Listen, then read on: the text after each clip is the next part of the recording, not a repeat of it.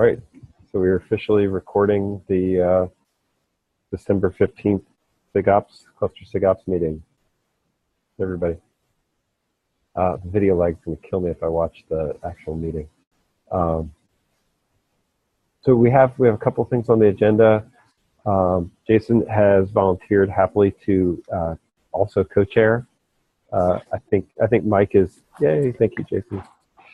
I think Mike is officially rolling out since he's already oversubscribed. So that ends up being a good thing for us to be able to make sure there's a quorum in the meeting, because it's really hard without the chairs. So thank you. Agreed. Yeah, glad to do it. Yeah, you can help me take on the challenge of seeing if we can control some SIG sprawl. I got tired after for a while. It is a lot for sure. So, and I think one of our missions should be to just reinvigorate the SIG and sort of figure out what our raison d'etre is, and just power through the things, because there's a lot of things that are happening on the periphery that we sort of need to rope in. I think that if we establish critical mass and keep the meetings going, then that's what we'll do it. I every time I've talked to people who want to do the on-premises now, or bare metal SIG, it just didn't feel like it was differentiated from what our mission is, and our agenda is not so packed that we can't accommodate days of special interest where somebody wants to talk about. I can't imagine anything that's on premises that's not relevant to this group. Yeah.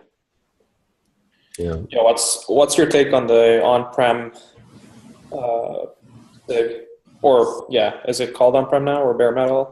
I'm not entirely certain. I think that there's a group of people who didn't have I think bare metal, which is really on premises infrastructure, has some needs like DNS, load balancer, and some configuration stuff that you don't get from cloud. So it's real. There's real ops stuff to do. But I think they more got together as a couple of people. They said they wanted to do something, and once they had it in their head that they were going to form a SIG, it became attractive. I'd love to see them join in, or at least try to join in, because I just don't have the bandwidth to monitor more SIG. I'm already attending lifecycle. I've been to more lifecycle meetings lately than I've been to cluster ops meetings, just because of the way my schedule falls. And that group is overlapping us a fair bit also. Like, they're tracking upgrades, they're asking questions about things that that are natural for us to discuss. It's just a matter of getting the critical mass here to do the discussion. Yeah. We sort of need an ops summit of sorts, I guess, to just, touch base and clarify where we need to differentiate from the other group. And so that would be I'm thinking back to OpenStack, that would be a really powerful thing to put together. And why don't we coordinate that? If you guys can talk one-on-one on it a little bit, Yep. Bring in some of the Kubernetes community people and say, look, we really want to have an ops summit, and see where it goes from there. That would make a ton of sense, and then you could track it with some different things. Yeah, because I feel like there's so much rushing to do so many things, but there are a lot of. Hey, we're meeting on the Zoom channel instead of we're just there is it's in the chat. Hold on. I'm reposting it into the chat. So we will be having it always on Zoom. We're switching to Zoom so we can do recordings. Can you add that? Yeah, Mike Denise owns that. I will have him update it now that we're officially switching. Oh, okay. Fair enough. I'll meet you there. And we're talking about networking today, so your time is perfect. Sorry. No worries. Can you post a link in the Zoom chat for the doc? For whatever reason, I cannot find it. For the sorry, which one do you want to see? Our main doc that we work from. I just opened the. Okay. So our agenda and all that stuff. All right, so let me do that. Yeah, I keep pasting it into the wrong chat. I got There you go. You got it? Thank you, Alex. Okay. Awesome. So yeah, let's note Ops Summit. Yeah, let me pull it up here.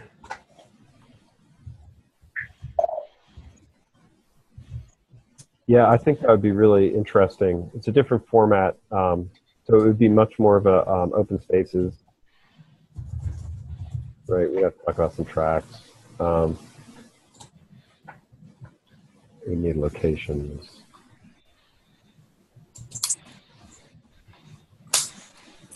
But we should start fishing to see if there's interest, and then that'll give us a hint of size. Yeah, agreed. what's the We were talking about doing an operator summit, something specific. For oh okay. a la what OpenStack did. What I'd really like to do is not have vendors as the hosts. I'd really like to see an actual operator as the host. Yeah, I agree. Yeah. I'll think about that. That Sarah might have some suggestions. I can think of a couple of people offhand.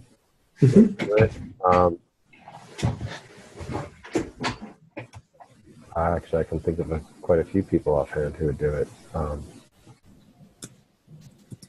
right, let's put it out there as a thing we want to do, and try and pull in an actual vendor as the host for it. It's I like seeing, like I've been watching the Twitter stream off of the Tectonic Summit, which looks super interesting, but it's still very vendory. Yeah. So vendor versus operator. So a vendor would be somebody. Well. So you would need multiple vendors to come together, then it becomes vendor neutral, right? That would help, but I'm looking for the neutrality of an operator. So when I've gone to the operator summits that OpenStack has, ones that work best are where you get like AT&T and Time Warner Cable and Comcast and CERN sitting down in the room. And they're like, look, this is what we're doing. This is what we're trying to fix. And the vendors are there, right, because they're usually part of that also, but they're more of a, all right, let's see how we can talk about that, and then it's also based on what's in release, not coming in release. Also, Would you consider KubeCon as an operator vendor in neutral? Yeah, it was very vendory this year. Well, we could talk to. I mean, maybe I could talk to some of the bigger enterprise customers like Disney or somebody. We can have them host because they got event space coming out of their nostrils. So yeah. Plus, could do worse than that, right? That would be awesome. Yeah, I was talking to some people at Family Search, so that would be out of Salt Lake City, if they could host it, or yeah, or obviously finding somebody in San Francisco at Box is a big proponent right now. I know Samsung straddles the edge of using Inventory. So that's new. Yeah, Salesforce is also starting to dip their toe in it as well. So Salesforce would be super cool. That would be. They got it. Sweet digs. eBay also down there. Yeah, it's not hard to come up with a list of people. No.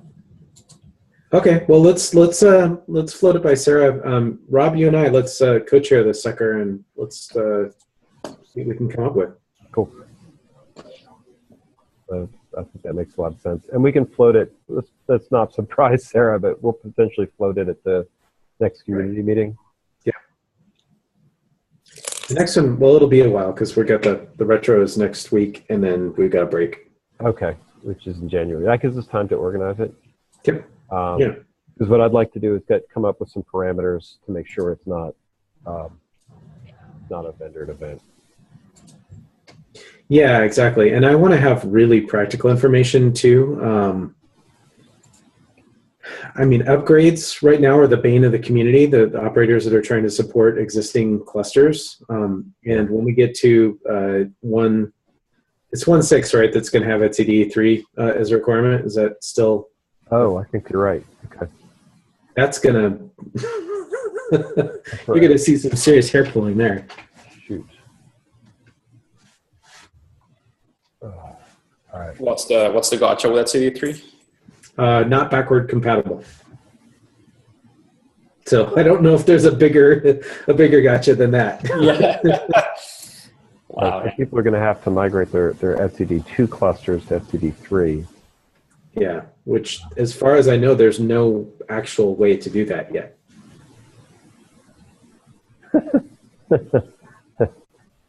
So it's pretty much stop your API, stop everything, drop and swap the etcd cluster out. So you have to have the etcd3. I mean, if you're doing it right, you have to have that pre-built, pre-tested.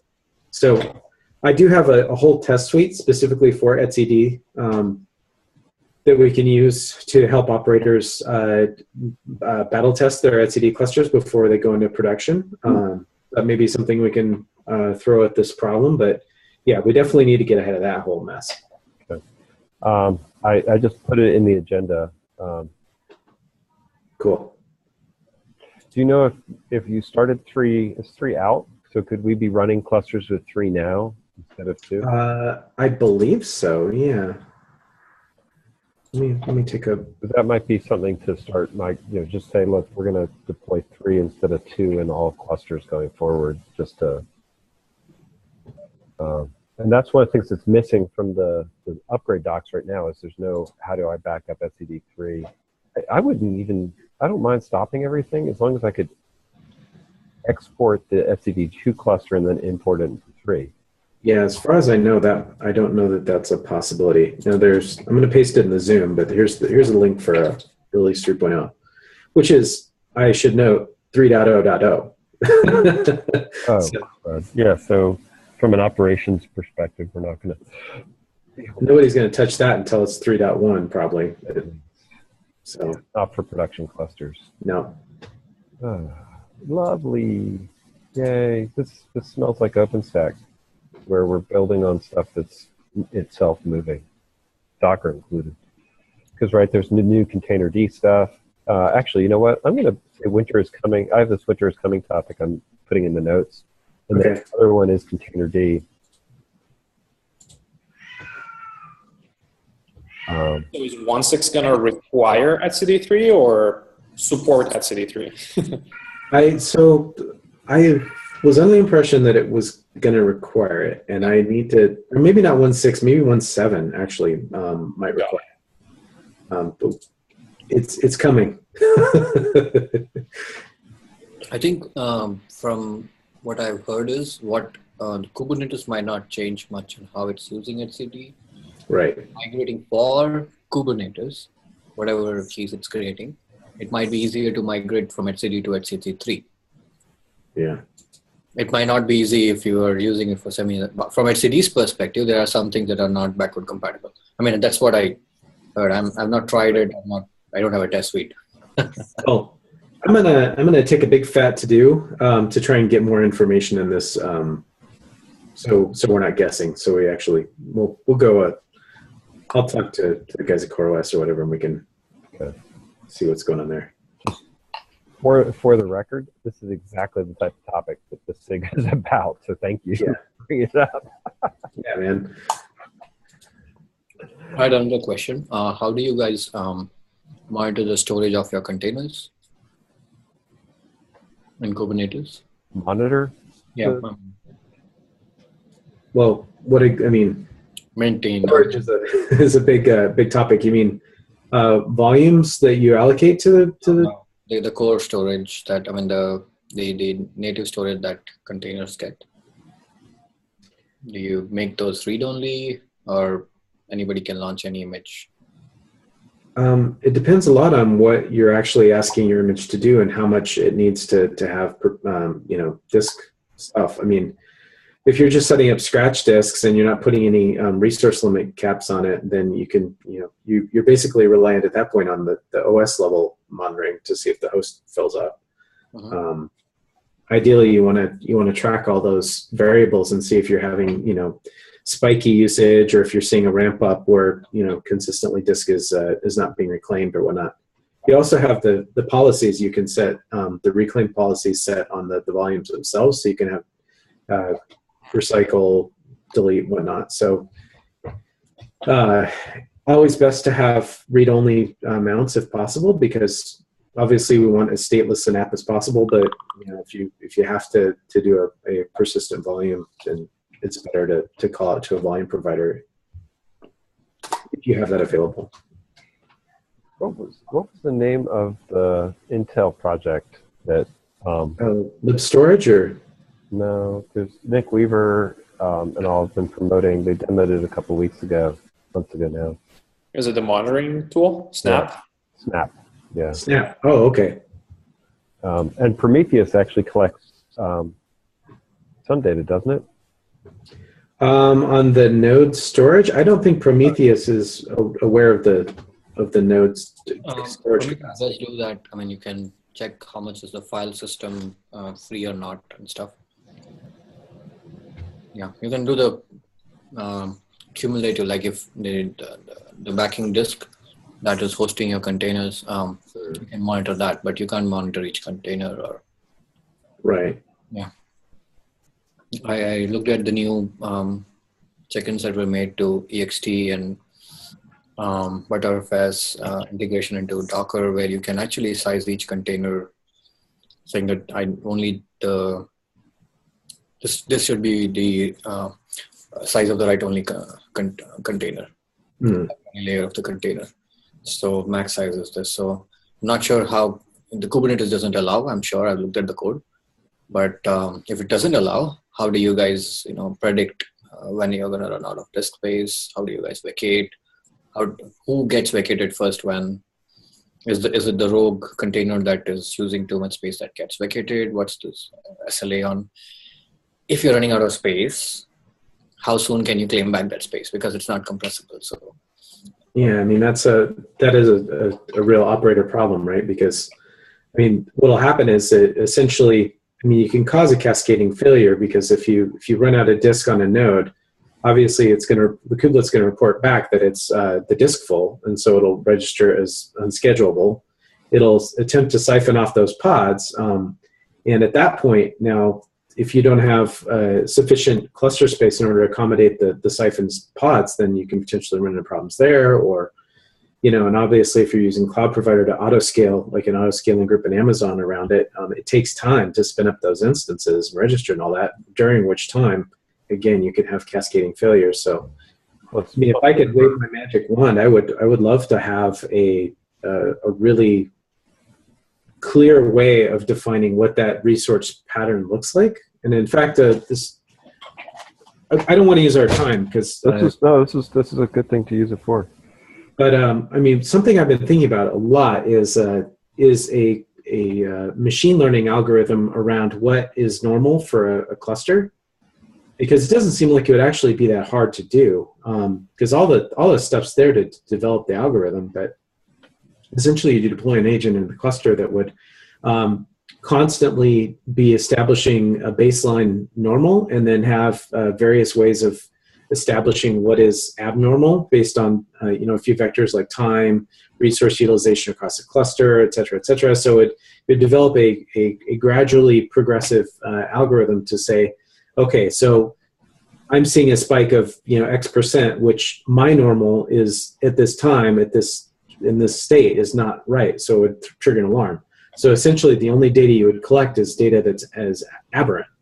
So it'd actually be a hyper fast algorithm, because it would only be collecting outliers, and the outlier or the baseline would become so clear over time that you would have, basically it would be a foolproof way of getting cluster data back.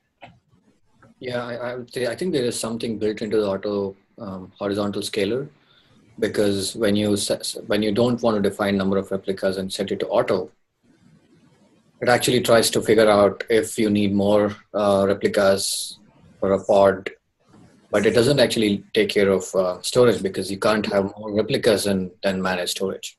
Right. Well, HPA only scales, as far as I know, based on CPU usage. Yes. So that's a pretty narrow bit of information to be working off of. Interesting. An interesting dilemma, because you could create a cascading if you have a pod that's consuming a lot more disk than it needs to, or any resource, that would create a cascading failure because it would just keep eating through your whole cluster. That's right. Yep, that is a failure domain that I think is very real, because I mean, developers never deploy apps that eat up lots of disk or anything like that. I've never personally seen that. I've actually seen my 20 node cluster, I just had 18 nodes after that. 2 nodes after that. Catastrophe, because I'm not using an auto scalable node. Node scalability is not there. So the pod kept getting allocated on a new node, and then just taking down each one of them. And when I woke up, I just had 2 nodes. Wow. So we need to document this failure domain and get all over this, because that's something I believe could really be a major showstopper for a production cluster for sure. Docker has provided a way to limit the size of a container and also define the size of a container per run. Yeah, but I guess then it pushes the fault down to the pod level, right? I mean, because eventually you just get a crash loop on the pod because it won't start. But if it doesn't start, that's okay, because it doesn't have space. Then the crash is only limited to the pod. At least the rest of the node is healthy, and the rest of the pods that are running already on the node are not facing the same problem. Yeah, so a pod would only crash. I mean, let's say that you don't have that limit activated in the Docker part of the equation. Mm-hmm. If the pod croaks, actually the pod would keep on going merrily until the node dies. Yeah, I mean, that's actually a failure scenario we need to. That's exactly what I was referring to when I said it keeps consuming the disk. It can run out of the node disk. Yeah, it can do that with memory. It can do it disk. It can do it with network. It can saturate a network link. But I was able to limit the amount of memory the pod can use, so I was able to do that. Yeah. With disk, I was not able to. But I wonder though, like let's say it's an app that is normally behaves fine, right? And there's a normal use case where you'd need to have a pretty good disk space for it, and it just goes rogue and starts flooding the disk with stuff. Right. So the cases or somebody's really aggressive in pushing patches, and you've built up a huge chain of images, right? Right. Right. At some point, you're going to have to flush all of the. This is why actually for the migration pattern, it's not just a upgrade patch. It's actually, is there a hygiene where you would say, look, you're going to rebuild and flush, you're going to rotate nodes on a X basis just for hygiene. Yeah, and then I can guarantee you that probably a very small percentage of cluster operators are actually doing that. The tools aren't really there. I have seen that cluster or the container reaping problem be manifest in production clusters, where people do just thousands of containers cycling on a daily basis, and it just so these are things that we need in our cluster summit, our ops summit. Like we need everybody in the room and say, okay, tell us your horror stories. What's going wrong in the field? What is plaguing you?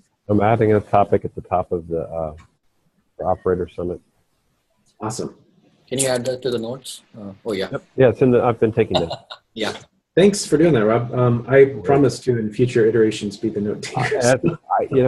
We just got to bounce depending on who's talking. This is a little better when I'm typing. Yep.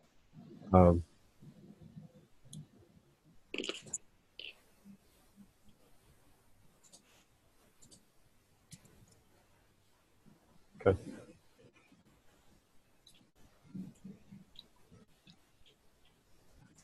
Do you have the ability to add edit rights for me on the doc? I sure do.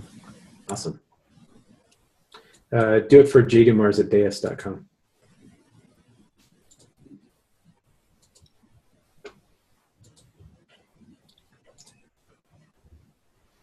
I think I already have. Oh, it's just J. Okay. Yeah, JDUMARS. Got it. Oh yeah, I already have you in my email list. Okay. I was so happy when I got edit rights on the community document. It's like, I'm somebody. Yeah. It's also very dangerous. I had the community doc open and I did an alt tab and I was clicking my mouse at that time and I ended up adding too many spaces into it.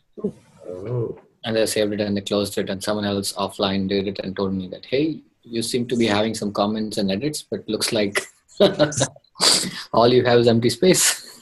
That's hilarious. Yeah. By default, we all share the edit link instead of the share link. All right. So, I'm adding you in a couple of documents, by the way.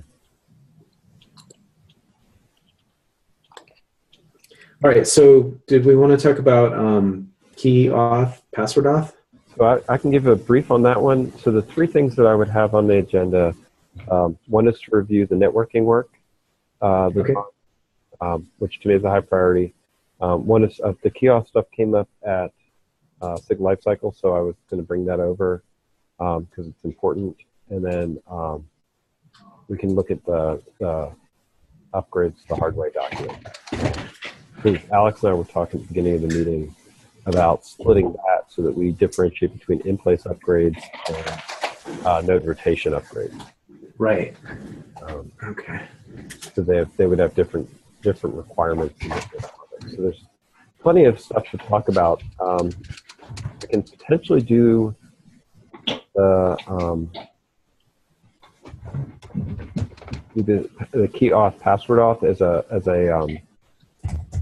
just an update from cluster lifecycle. So cluster lifecycle basically sort of frames the conversation. Key auth versus password auth. Key auth means that you're using keys to generate pairs to talk to Kubernetes cluster rather than user path, user name and password. Everybody thinks key auth is better. Password auth is easier because you can just specify it. And SIG Lifecycle right now uses password auth, but they're getting dinged for it. A lot of people use password auth and they're getting dinged for it. And they spent about 10 minutes talking around how they could get around, how to deal with that without much relief, frankly. Now, when you say dinged by that, does that mean findings from audits or what? It's considered not secure. Right. And so one of the things Lifecycle really tries to do is they always want to do best practice. Building a cluster. I'm going to scratch my head on that a little bit because I've already brought up my issues where they do things they're not. But so the idea would be that SIG Lifecycle wants to find a way that they could build tooling that uses key auth instead of password auth. Okay.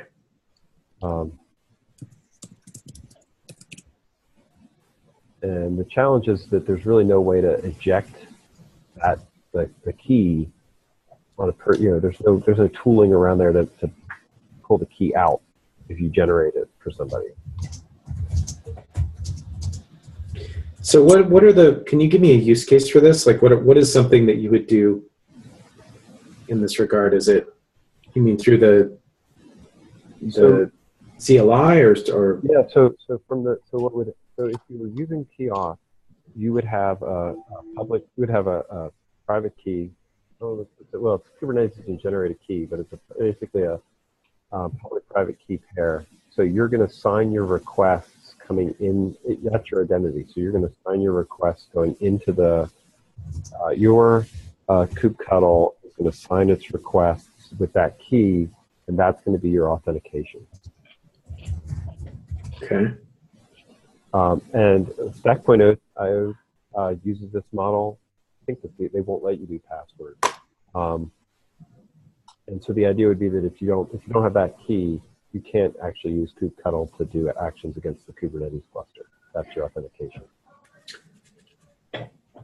So that I mean that's the model that service accounts use. I mean already, right? I mean because whenever you create a namespace or whatever, all those requests are signed from the namespace via that key pair secret that's generated. Yeah, inside the cluster, it's really not that hard to build and do because you have all the tools. Right. But it's hard to generate that key and then ship it to the remote user in a secure way. So as an operator, I'm going to give Joe and my team access to the cluster via kubectl. Right. So I generate or I get their key pair and or I would have to generate a key pair for them or somewhere there, right? So it's generated. And if I generate it for them, then getting it to them securely is tricky, right? You're just going to email to them, of course. That's what I do. Yes, that's the problem. So this is about key management. There's no good PKI solution, generally speaking, for the external parts of accessing the API. It's right. Well, you're going to have to generate a key pair through some web service where you've authenticated the user in some other way. Right. Download a key, store it. I mean, it's like getting your credentials with Google. Right. It's exactly that problem. So you have to. Probably I was going to say that probably each company has their own way of doing that, right? Or is that not? There's no Kubernetes service that does it because this is underlay stuff. Got it. I mean, admin's not building a web UX for this. They're trying to be a command line tool. So this is more about building something into Kubernetes that does some of this? Or building it into, yeah. Or building something that could potentially. Yeah. Yeah. What if we did just a part of the Kubernetes, a MFA controller?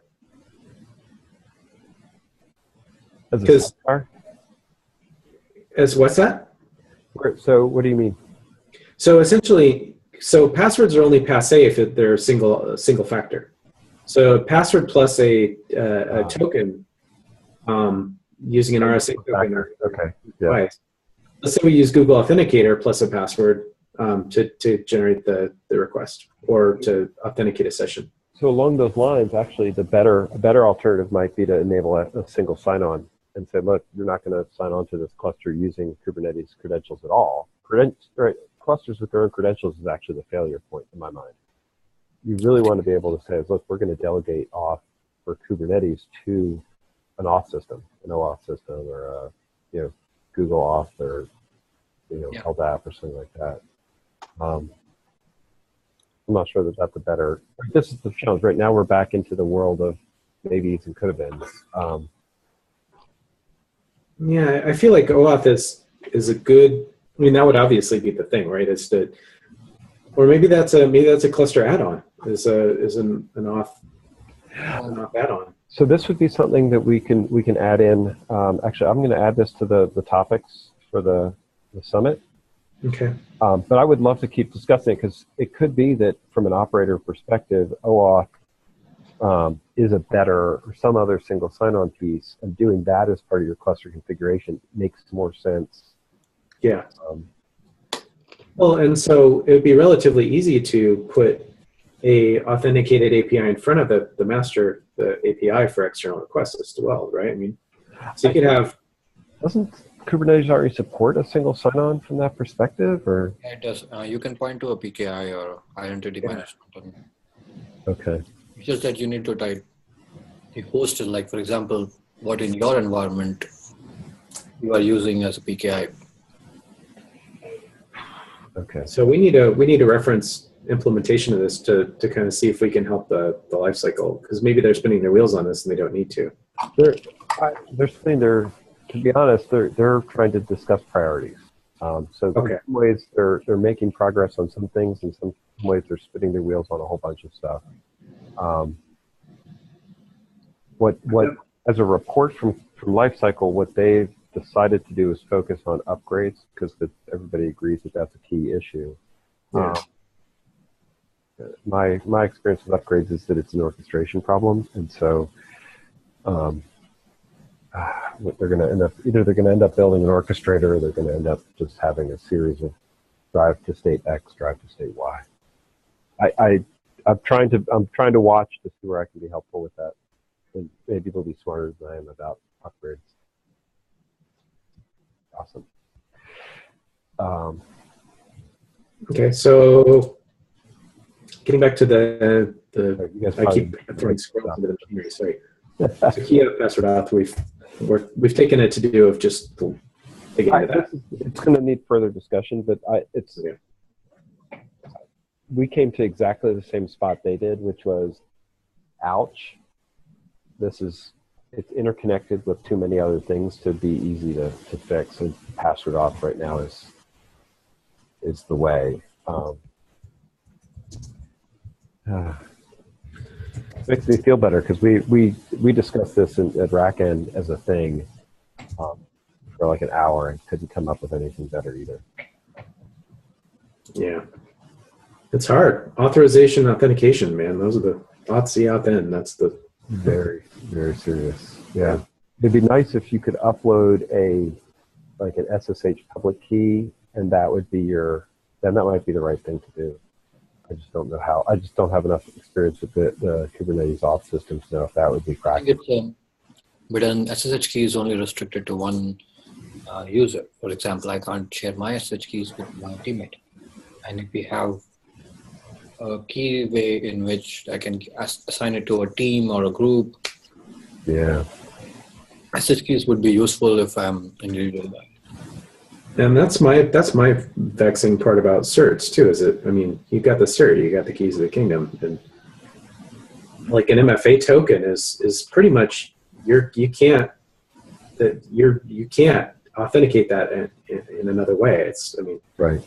The stuff that we've been doing with building an internal TLS with and being able to rotate the root to force you to come in and get a new cert, but still you have somebody to trust, so that you're getting pushed, because there's no way in a distributed user space to push new keys to people like you would with an internal root. Yeah. All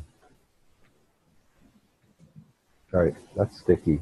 Good conversation topic, but it's super sticky, super hard. Indeed. I do like the MFA. I'd love to have an MFA service, right? And we've already got Google Authenticator as a way of generating those things right out of the gate. So the pattern that I've been seeing that I like in Kubernetes in general is that we've been making more and more of this stuff pluggable. What you're describing is an auth plugin. Yep. That would be awesome. Well, there's no shortage of roadmap items. So auth plugin, artificial intelligence for detection of anomalies in the cluster in any vector. Pretty much sounds like Skynet right now. We'll give it the launch codes and we'll see what happens. Yeah. No comment. Sorry. Right. Yes. So what I would suggest is I'd love to get feedback on we have about 15 minutes, so I'd love to get feedback on the networking doc.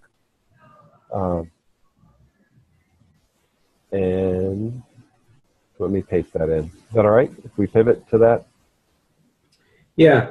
So one immediate thing that stands out to me that I would like to see is in the reference where you've got host, and then you've got pods 1, pods 2, pods 3, pods n. Okay.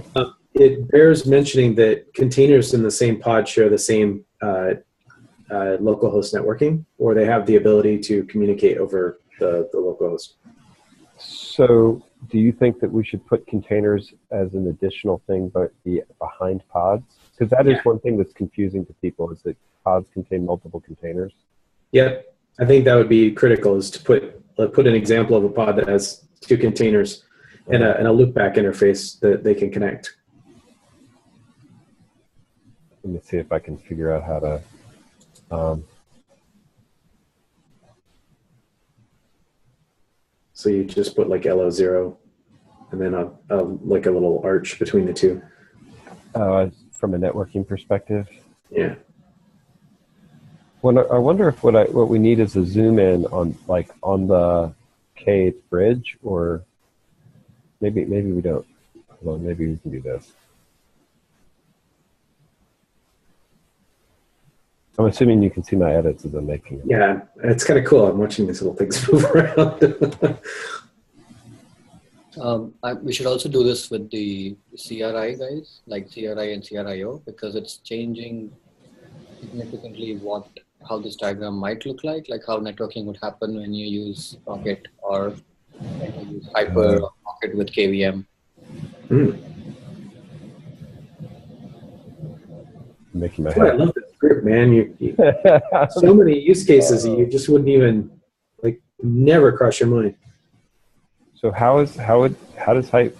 So is Hyper, which I think is cool.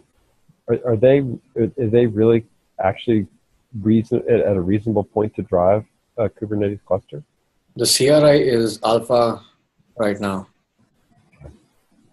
Though of course the first stream is Docker, but they already have a Hyper implementation for this. So it's actually part of the repo. So it's in Kubernetes right now.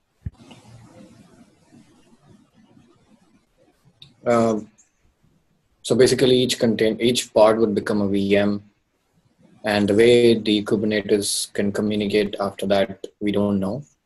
Like, will it use the K8s bridge, or will it be something else? Yeah, that's the.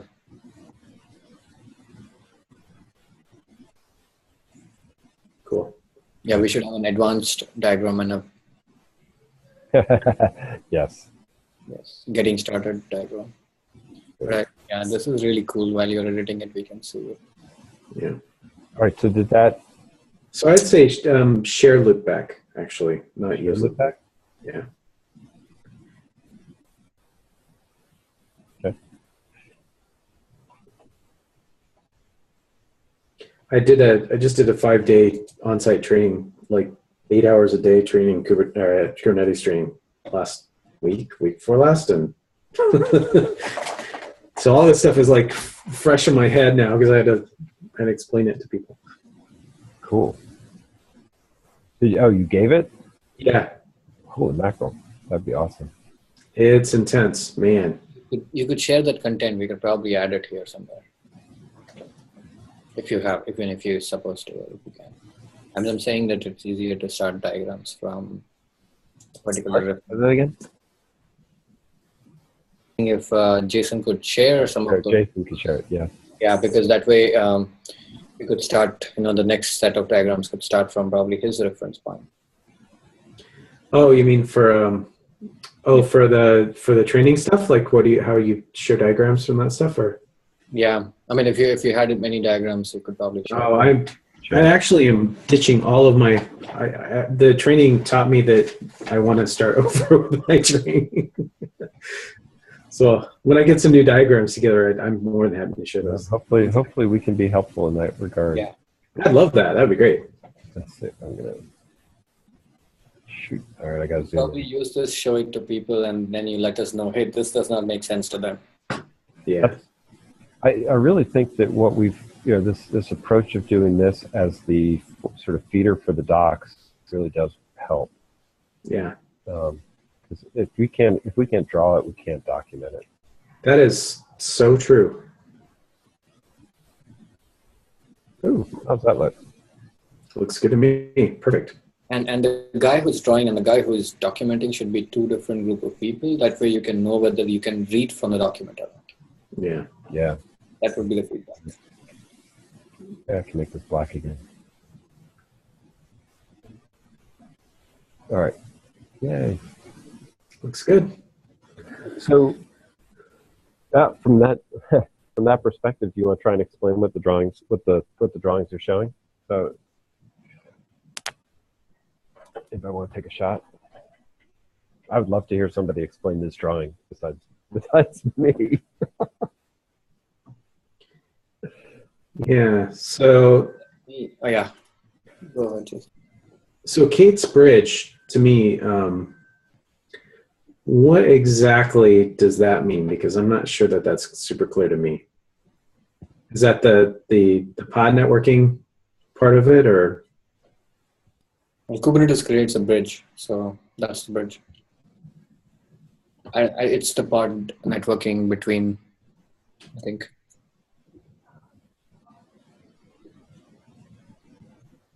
And ABCs are network cards. Yes, that was my idea. So in theory, though, that you could run them all over one network card. Right. That's there's a call out. Am I missing that? Oh, couldn't be one or multiple. Yeah. You get old, man. Your eyes start. Well, that's one of the things to test is this stuff shown in the right way? What I would say is that I would add, instead of just A, I would say Nick A, Nick B, Nick C, and then I think because to me those, I mean, I understand logically those are Nicks, but I just read it was a matter of no, that's not that helpful. Okay, hold on. This will work. testing the outer limits of. Yeah, I was just worried you'd end up with completely unreadable. I think that's. I think you can do shift. Oh, that works. Yeah. Yeah. There we go. Perfect. Ah. Definitely a sausage making experience. I love doing good drawings. Are like awesome, but they take a long time. Right. There we go. Pretty good. Pretty clean. So we had an outstanding question on can we clarify what is the Kubernetes bridge? Make that yellow. So.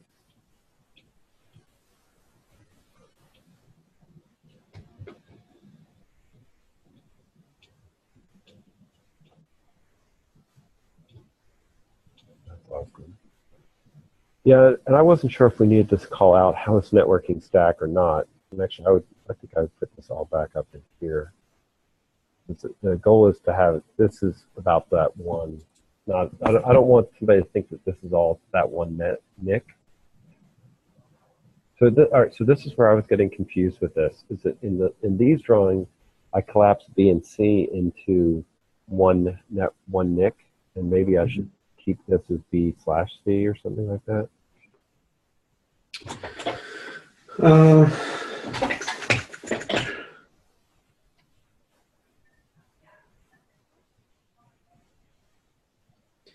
Or it because in this drawing it's important for it to be A, B, and C. We can call them as A, B, and C networks instead of NICs. That way you can say that these are 3 different networks, and you can get them from 3 different NICs or one NIC partition into 3 different networks. Oh, that's so. Yeah, Is that's that brilliant. 30?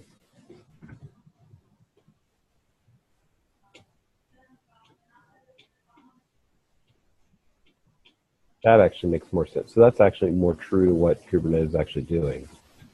And question, A, B, and C can be the same NICs, right? Right. Then this looks like only B and C can be. So probably we should have the arrow mark from A to C below there. Or a bracket. I don't follow what you mean. The line between B and C looks like those are the only ones that could share multiple. Oh.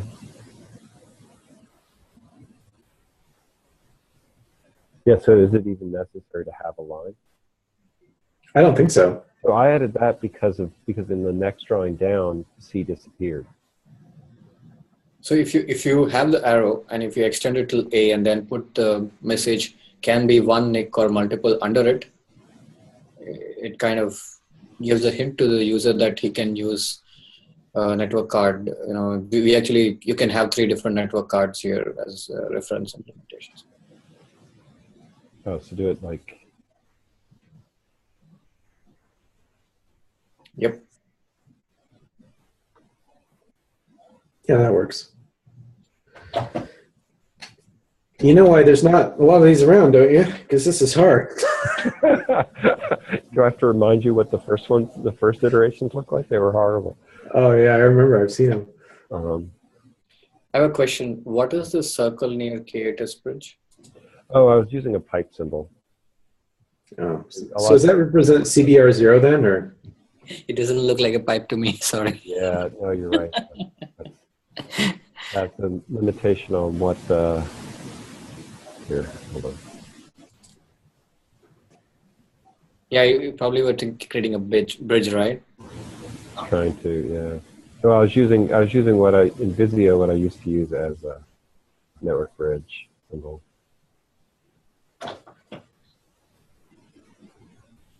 Is that better? Is that a? It's not that much more pipey. I can fix that too. Actually. Yeah, you can just say K8S network bridge. That way you have already now it doesn't. Yeah. Okay. And then I can just make it cool.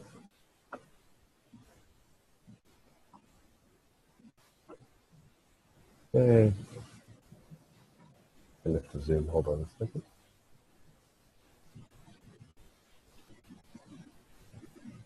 This looks like a rocket to me. Yeah. It's actually, the label is descriptive enough as long as the shape's a little bit different. That's fine. I'm sorry. I like it. That makes sense. I'll have to fix those down there. Okay. So I don't need the... So the flow that we're describing here, so we're showing a host. You might have to change that in all the host A and host B. Yeah, I'll Fair enough. I have to change the font and all that. Cool. No problem. Yeah, thanks. No problem.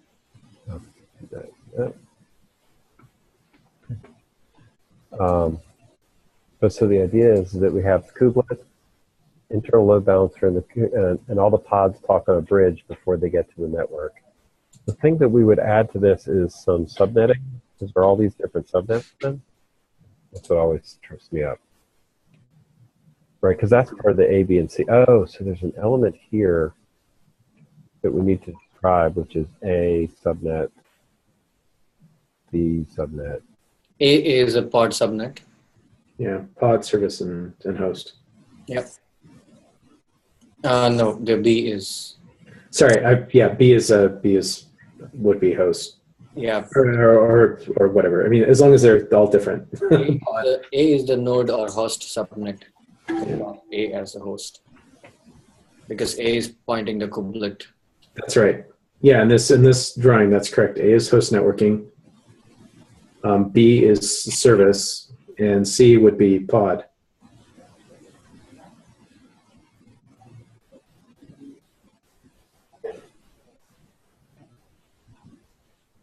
Yeah, this also, because you have their host networking stack. Yeah. You should probably rename either host networking or host networking stack as differently, because now it looks like A, B, and C are both part of host networking stack. Well, I was actually thinking this is like the operating system. Well, so B, well, yeah. This gets super tricky because in an overlay situation, the pod and service networks are being handled by the overlay. Yeah, so you should just say networking stack, then it's not necessary to... Yeah, just put networking stack.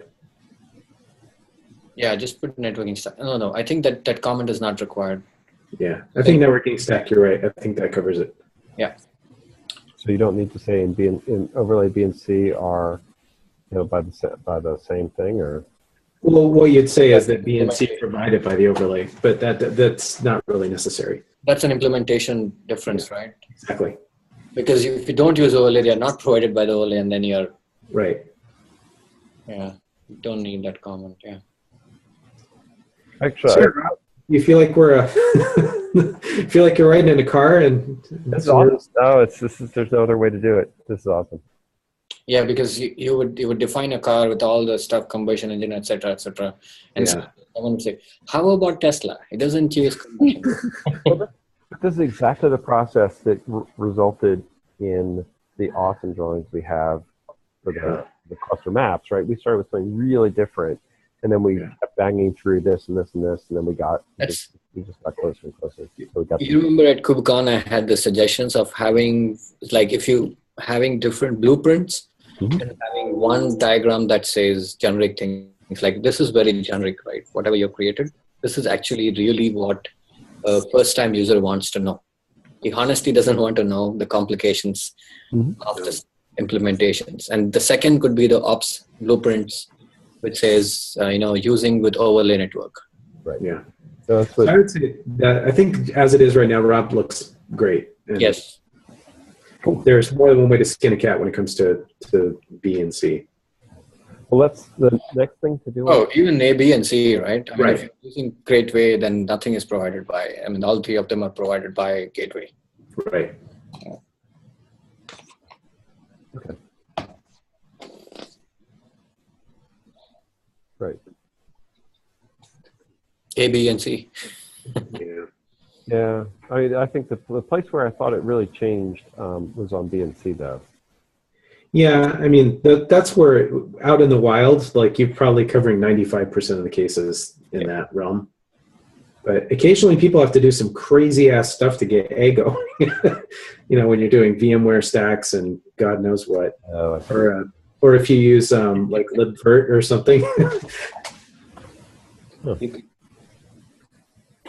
Yeah, that's good. Or if you're in a team or physical infrastructure with teams networking. Yeah. All right. Well, we're past time. Let's call this, and then we'll keep working on it. Yeah. But please circulate it. We'll keep getting input. And thank you all. Good to see you all. I don't see you. I am expecting to have a meeting next week. Okay. And we'll just keep doing the same things we do. Jason, I'll see you, and we can have a one-on-one. Yeah, for sure. And then and you can knight me and give me access to all the things, and I'll make sure they're updated. Let's do that. We can go through them one by one and make sure you have access. Tomorrow's nuts for me, but if you're working next week, Monday's pretty Monday. Cool. Yeah. Alrighty. Well, man, thanks, and I think it was a good meeting. All right. Definitely. See y'all later.